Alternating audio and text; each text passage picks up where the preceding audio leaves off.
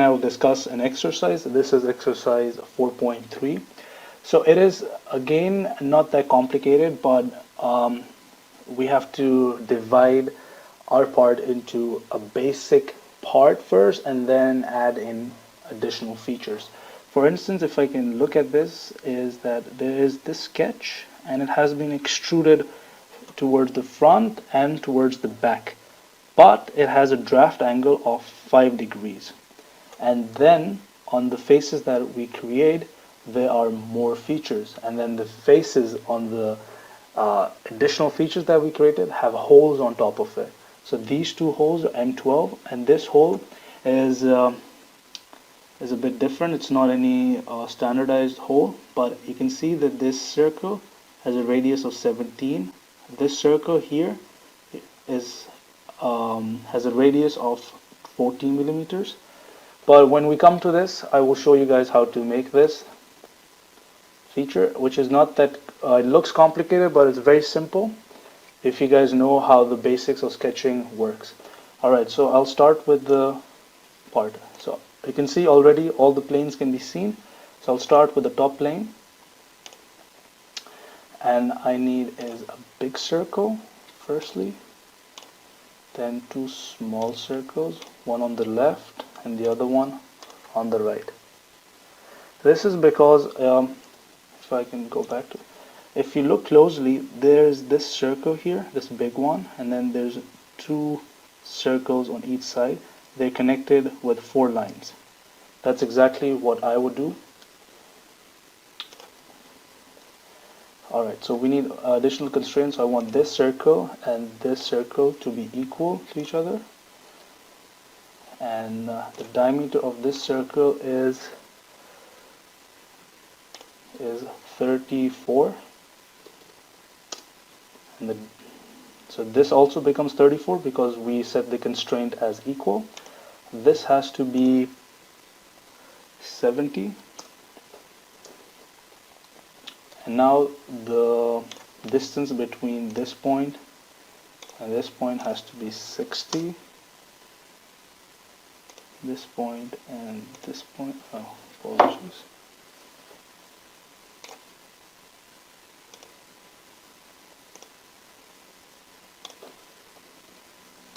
One thing we have to do is make this point here, this point, and this point to be horizontal. Alright, now we need to make the lines. So click here for 3 more to go.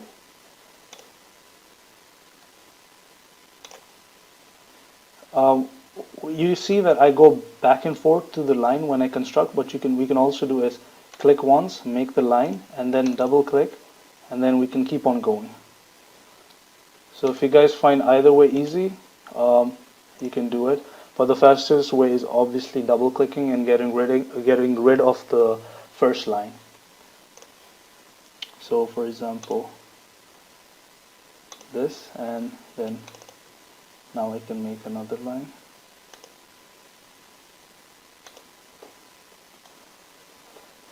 So right now, because I have auto constraints, so it automatically made these constraints, but let's say if we didn't have these, I would delete them, delete this also.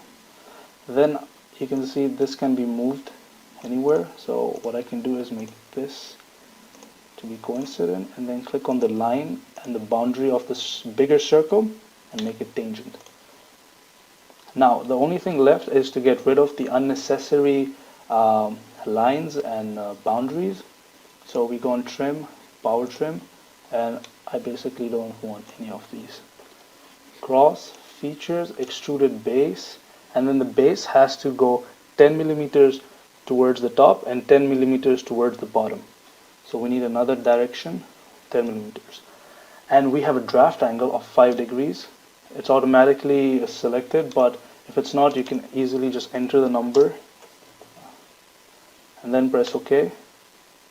So if I view it from this side and zoom in, you guys can see that this is not straight, it has an angle. with the vertical, and it's 5 degrees. Alright, so we have our base, and now we will add in some additional features. So firstly, I want two circles here extruding with the draft of 5 degrees. So I will sketch here, make it normal to it. Again, these are long ways. You can also use the shortcut, which is Control 8. I'll just place a circle anywhere and then make, first I will select this boundary of the arc, and then here make it core radial, make a center line, and then mirror entities,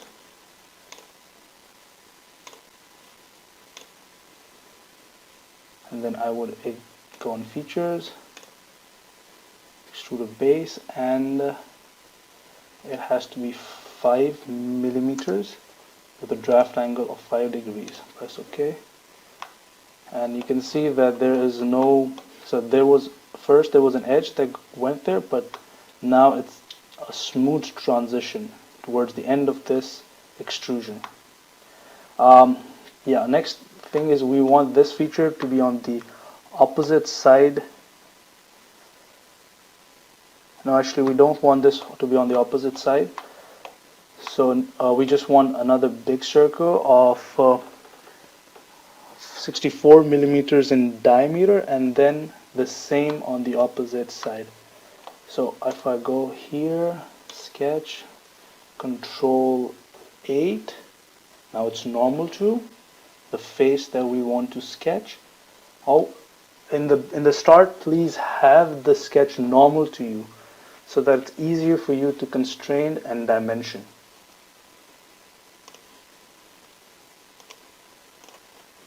Smart dimension, and it's 64. That's it. Go on features. I would do is extrude base, and the base has to be extruded about 25 with a draft angle of 5 degrees again. Press OK. I would use the mirror feature to mirror this feature about the top plane. Press OK. Yep, that's what I want. Now lastly, lastly, we want to create this hole. So I will create two circles, one with a radius of 17 millimeters or a diameter of 34, and one with a diameter of 28 millimeters. I'll connect them with two vertical lines with 7 millimeters in separation, and then by using the origin I will rotate them through the curve pattern feature 6 times, so including the first instance. So just bear with me and I'll show you guys. Select the face, sketch, Control 8, and we're normal to the face. Now I want first a circle,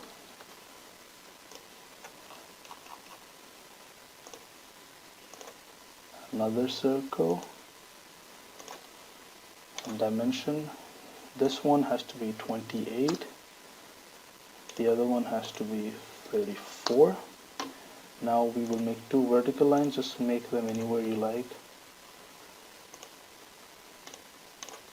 We'll constrain them.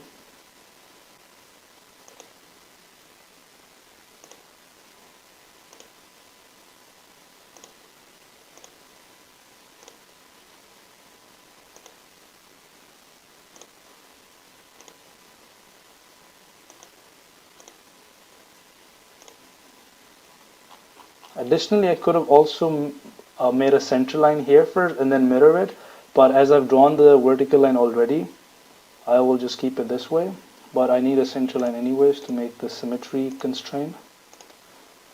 So I'll select here the center line and the second line. So I would do a symmetric and then give a distance between these two edges to be 7.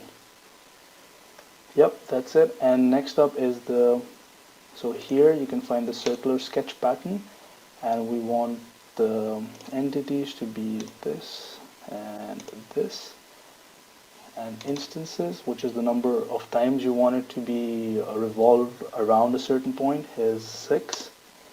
I'll press OK, and then I will use the trim feature to get rid of the unnecessary edges. So I wouldn't need this, neither would I need this, don't need this, don't need this, nope, nope.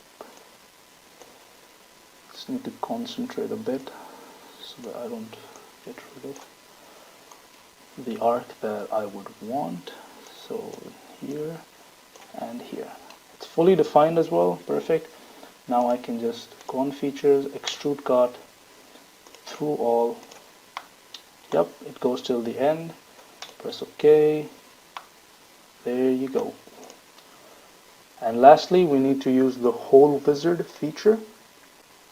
So here we have different types of holes, as mentioned, and we would choose the straight tap because in the exercise it says M12 tapped holes and Dean and type tapped holes. M12, press OK.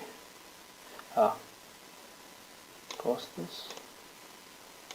Type, yep, everything is right. Now the position. So we select the face first and just move around and so that you can find the center of the circle. It's oriented in a